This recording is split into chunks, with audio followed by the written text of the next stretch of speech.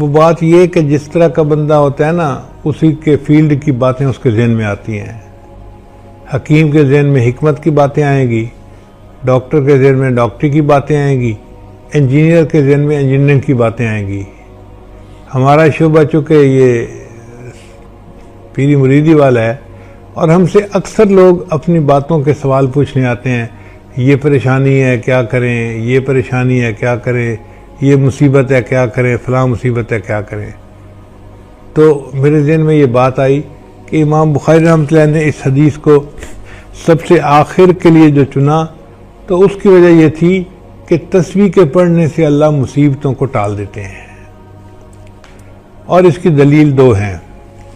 पहली दलील ये है कि अल्लाह ताला कुरान मजीद में यूनुस अलैहिस्सलाम के बारे में फरमाते हैं, फलौला अन्नहु काना मिनल मुसब्बिहीन, अगर मेरे यूनुस अलैहिस्सलाम अल्लाह की तस्बीह बयान करने वाले ना होते, ललबिसा फी बतनिही इला यौम युबअसून, तो अल्लाह उनको क़यामत तक मछली के पेट के अंदर ही रखते।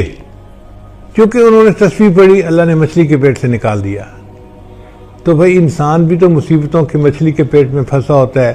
कोई बंदा कर्जे की मछली के पेट में फंसा होता है, कोई बंदा किसी और मछली के पेट में फंसा होता है।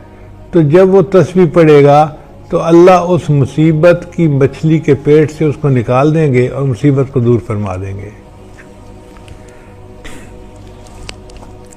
और दूसरा ये कि अन सईद रहमतुल्लाह फरमाते हैं, वो फरमाते हैं कि बलगनी, मुझे ये बात पहुंची है, अन्ना उमर जलद रजुलन यौम,